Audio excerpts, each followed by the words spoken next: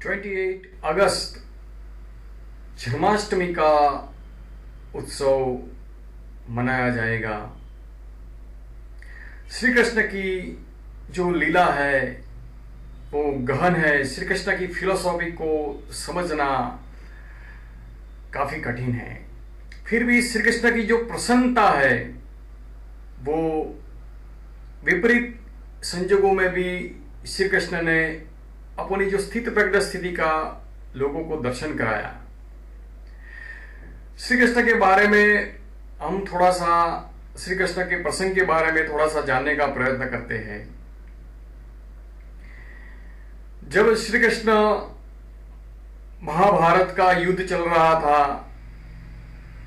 महाभारत के युद्ध के समय गीता का उपदेश जो जन जन के मानस पर छाया हुआ है, श्री कृष्ण ने ऐसा उपदेश दिया, कर्मण्येवाधिकारस्ते मा फलेषु कदाचन।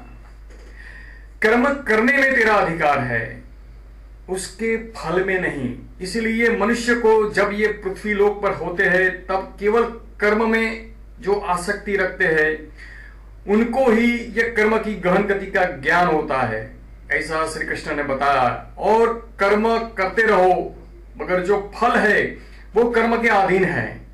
उसकी अपेक्षा से जो मुक्त होते हैं वही निरपेक्ष हो जाते हैं। और यहां पर निष्काम भक्ति का यहां पर उपदेश श्री कृष्ण ने दिया है कि सकाम भक्ति से अपेक्षा बढ़ने से कर्म के अनेक रूप पैदा होते हैं, जब निष्काम भक्ति से कोई भी कर्म का बंधारण नहीं होता है। ऐसा भी ये गहन शास्त्र में देखा जाता है। श्री कृष्ण की लीला बहुत न्यारी है।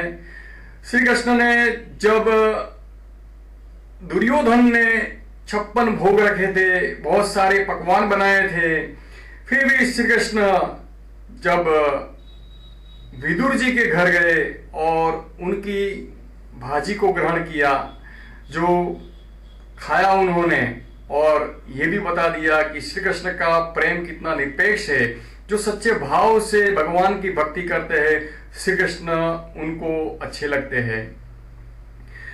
भक्त नरसिंह मेहता की भी बात करते हैं और मीराबाई की जहां पर बात करते हैं तो कृष्ण प्रेम में इतने तल्लीन हो गए कि उनके बहुत सारे काम भी श्री कृष्ण ने समय समय पर अनेक रूप धारण करके किए और श्री कृष्ण की भक्ति में खो गए। और आज भी नरसिंह मेहता के जो भजन है वो भी गाए जाते हैं और मीराबाई की भक्ति की तो कोई सीमा ही नहीं है। ऐसा ये निरपेक्ष प्रेम दिया।